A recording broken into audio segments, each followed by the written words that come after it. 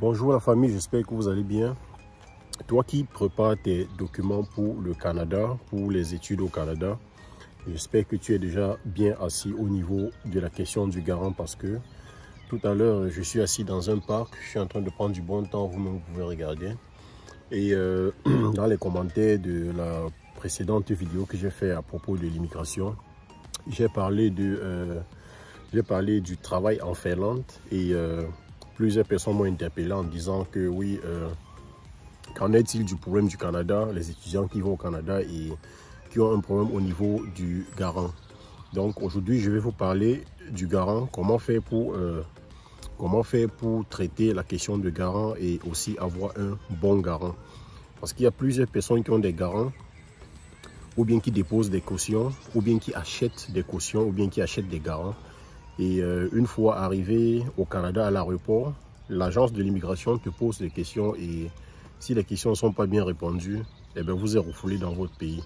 Donc, je prends ce temps aujourd'hui pour vous expliquer vraiment comment la question du garant se gère. Donc, si tu es intéressé par cette thématique ou bien si tu as une procédure en cours et que tu as un problème à propos d'un garant, suis cette vidéo jusqu'à la fin. Pour commencer, je t'explique d'abord c'est quoi un garant ou bien c'est quoi une caution qu'on dépose pour enfin avoir l'accès à un permis d'études au Canada ou au Québec. Puis bon, quand on dit au Canada et au Québec, c'est différent. Ceux qui vont étudier au Québec et ceux qui vont au Canada en général, c'est différent. Parce qu'au Québec, ça c'est propre loi et le reste du Canada, ça fonctionne comme tout le monde sait quoi. Donc le garant, en fait, c'est celui qui met les fonds en jeu, c'est celui qui met ses fonds en jeu ou bien les fonds en général en jeu pour garantir votre séjour au Canada, votre séjour étudiant, puisqu'on on parle des études dans ce cas. Donc ce qu'il faut savoir, c'est que quand il met de l'argent en jeu pour vous, c'est pour que l'agent d'immigration voit que vous pouvez subvenir à vos besoins à partir de cet argent qu'il met à votre disposition. Avant de continuer la vidéo, si tu es nouveau dans la chaîne, abonne-toi et active toutes les notifications. Et je vais aussi passer par là pour remercier tous ceux qui sont déjà abonnés. La chaîne n'a pas encore fait un an, nous sommes à 2 ou 3 mois je crois bien. Et nous sommes déjà à plus de 700 abonnés. Donc merci à ceux-là. Et toi qui regardes ces vidéos actuellement, abonne-toi, rejoins-toi tous ceux qui sont déjà dans la petite famille que nous avons créée, dans la petite société secrète que nous avons créée entre guillemets, pour ne pas rater toutes les informations sur l'immigration et sur tous les pays d'Europe, d'Amérique et du Canada. Donc abonne-toi et partage la vidéo. Déjà abonné, tu as cliqué sur toutes les notifications. Je te souhaite la bienvenue dans notre chaîne. Et après le générique, je te donne tous les détails sur la question du garant, quelle somme le garant doit avoir dans son compte et quelle somme toi-même, si tu veux poser ta propre caution, quelle somme toi-même tu dois avoir dans ton compte. Donc après le générique, on se retrouve.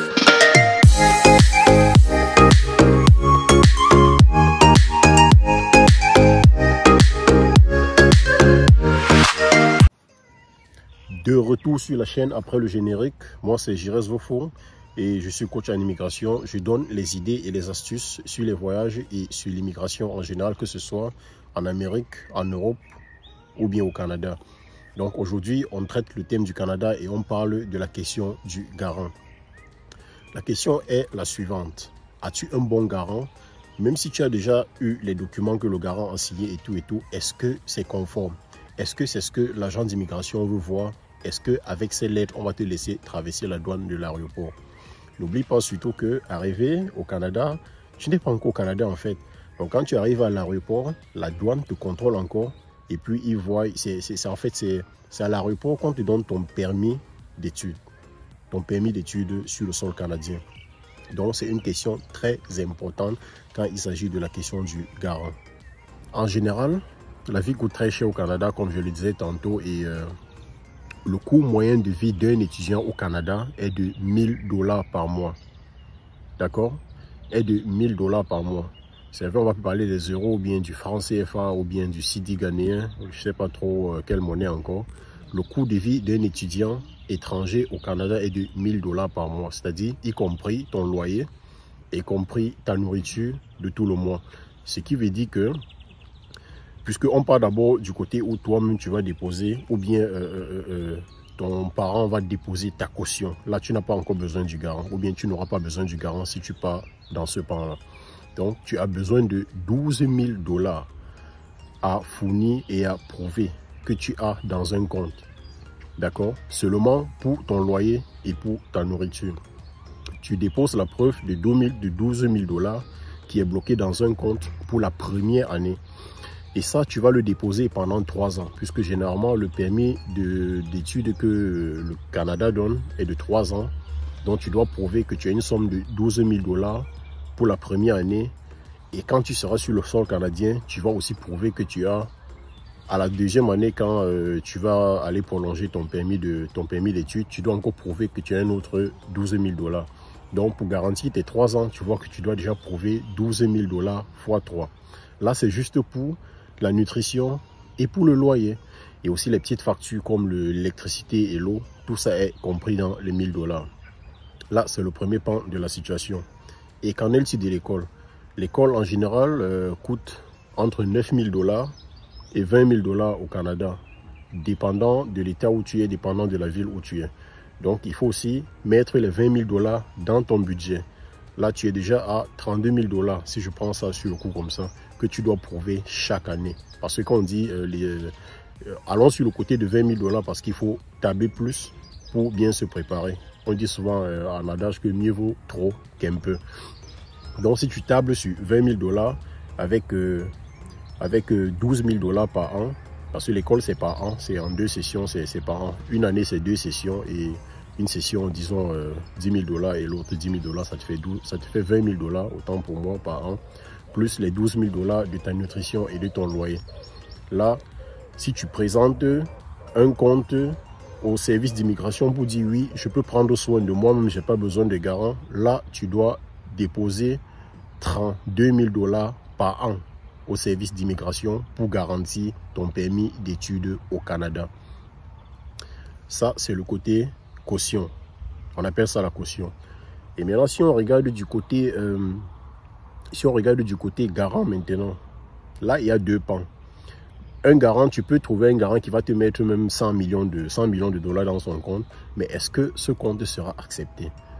Allons d'abord à la base, commençons au commencement.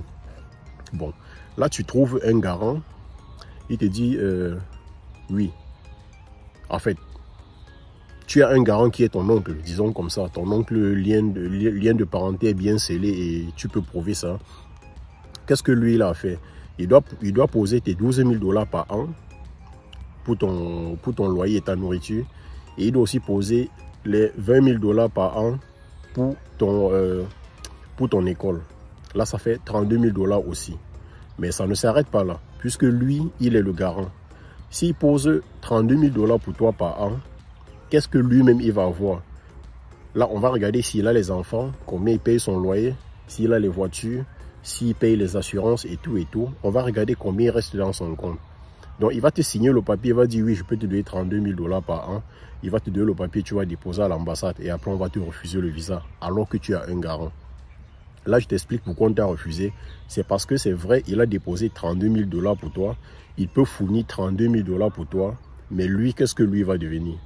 Qu'est-ce que ses enfants vont devenir et qu'est-ce que lui va manger? Donc, tu vois que à ce niveau-là, le service d'immigration, ils ont raison. Ils ont le plein droit de te refuser l'entrée au Canada.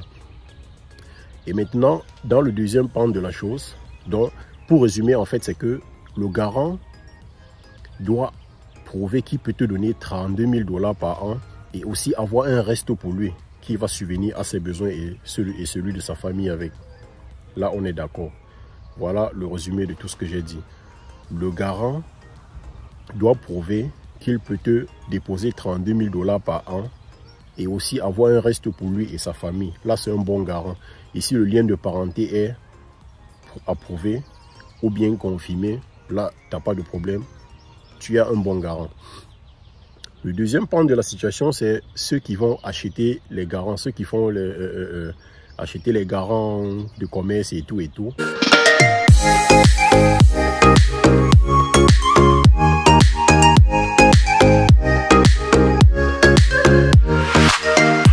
C'est vrai, un garant va venir et puis il va te dire que oui, je peux te donner 32 000 $, et puis puisque dans mon compte j'ai 1 million de dollars.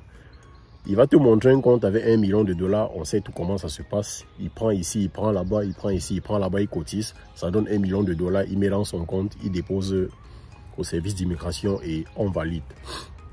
Maintenant, ça va capoter à quel niveau? Quand tu arrives à l'aéroport, on te demande si tu as la caution ou si tu es un garant. Tu vas dire non, je suis venu avec le document du garant. On dit présente, tu présentes. À l'aéroport, tu n'es pas encore sorti de l'aéroport. Hein. Ils vont regarder dans le système. Ils ont le nom du garant. Vous savez, au Canada, ils sont comme les Américains. Il suffit qu'ils aient ton nom ou ta plaque d'immatriculation ou ton numéro de téléphone. Et puis, ils ont toutes les informations sur toi. Donc, ce qu'ils font généralement, c'est qu'ils rentrent le nom de ton garant dans le système. On connaît où il travaille. On connaît combien il touche. Et on connaît combien depuis combien d'années il travaille, je voulais dire. On va voir qu'il travaille peut-être depuis 6 ans, mais il a 1 million de dollars dans son compte.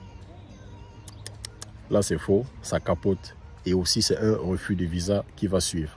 Donc, cherchez, même si vous voulez acheter le garant, achetez un garant qui est propre et qui est clair. S'il travaille depuis 6 ans, il doit pouvoir prouver les revenus qu'il y a dans son compte bancaire. Même si c'est 20 millions de dollars, s'il est peut-être businessman ou bien commerçant, là ça se comprend. Mais s'il est salarié, on connaît le salaire, on connaît la grille salariale de tout le monde au Canada. Tu ne peux pas mentir sur ton salaire. Quand on connaît ton boulot qu'on fait, on connaît exactement le salaire que tu as. Et si on connaît combien depuis d'années que tu travailles, on peut aussi en déduire combien tu as déjà pu épargner dans ton compte. Donc, c'est un peu ça les gars. Ne vous trompez plus sur les questions des garants. Voilà les 2 types de trucs que je vous ai donnés pour déceler exactement si c'est un bon garant ou pas. Parce qu'au niveau de la caution, dès que vous prouvez les 32 000 $, c'est bon. Mais il va falloir qu'à la deuxième année, quand vous prolongez votre permis d'études au Canada, que vous ayez encore 32 000 $ dans votre compte. Mais généralement, tout le monde réussit à prouver ça parce que quand vous arrivez, pendant que vous étudiez, vous avez votre petit boulot à côté, où vous pouvez avoir 500 $ par mois si vous allez travailler, par exemple. Si vous êtes à l'université, vous n'êtes pas obligé de travailler, d'aller à l'université physiquement tous les jours. Vous recevez les cours en PDF et vous pouvez étudier à la maison et travailler peut-être 5 heures de temps par jour, pendant 3 jours, 4 jours, et puis vous rentrez avec 500 $ à la fin du mois. Et si vous épargnez, vous pouvez aussi déjà préparer la rentrée prochaine avec l'épargne que vous faites l'année précédente. Donc les gars, le problème de garant est très sérieux. Au niveau de la caution, c'est parfois très transparent parce qu'il n'y a pas de... comment je vais dire, il n'y a pas de tromperie. Quand vous montrez votre propre compte avec votre propre nom, avec 32 000 $, là c'est propre. Mais quand vous montrez le compte d'une autre personne avec 32 000 $, on va fouiller dans la vie de la personne pour savoir si la personne peut réellement épargner 32 000 $ ou si la personne peut encore déposer 32 000 $ l'année précédente, l'année qui va suivre pour vous. D'accord? Et même si c'est celui à qui vous achetez la caution peut prouver qu'il peut remettre 32 000 $ pour vous l'année suivante. Maintenant, il y a une deuxième question qu'on va vous poser à la douane lorsque vous allez pouvoir sortir, lorsque vous allez vouloir sortir de l'aéroport. La question sera: qui est le garant pour vous? D'accord, j'ai vu plusieurs personnes qu'on a rapatriées qui n'ont même pas foulé le sol canadien. Ils étaient encore dans la zone internationale et ils étaient déjà contents. Ah, mon rêve canadien. Donc tu arrives et puis l'agent d'immigration te dit: ok, monsieur tel, il est votre garant, oui, ses documents sont bons, il peut épargner telle somme, il peut encore remettre telle somme pour vous l'année prochaine. Qui est le garant pour vous réellement? Et puis il y a certains qui disent: oui, c'est mon cousin. Et quand on regarde le lien de parenté, rien ne prouve qu'il est votre cousin. Donc, énumérez les liens de parenté que vous pouvez prouver. Si par exemple c'est votre oncle, vous pouvez prouver que oui, c'est le petit frère de mon papa, voilà, sur l'extrait de naissance, ils ont le même nom de maman, et le même nom de papa, d'accord? Ne prenez pas un Français alors que vous êtes Guinéen et vous dites: c'est mon oncle. C'est un peu terrible, vous voyez. Donc, les amis, la question du garant est très, très, très sérieuse. Concentrez-vous sur vos documents et ne vous laissez pas berner par n'importe qui. C'est vrai que vous pouvez le faire vous-même. Et si vous avez des problèmes, vous pouvez aussi écrire à plusieurs personnes qui sont déjà passées par là et ils pourront aussi vous aider. C'est pour ça qu'on dit que l'information du voyage est bien parfois quand on la cache. Mais à un moment donné, il faut parler avec des gens vraiment sûrs et qui connaissent la chose. Donc, salut à vous. Si vous avez des questions à propos du garant ou bien de la caution, mettez-le en commentaire et je prendrai le soin de contacter chaque personne qui mettra sa question en commentaire pour lui apporter quelques éclaircissements ou pourquoi pas avoir une consultation en direct avec lui. Portez-vous bien, bye et à la prochaine vidéo.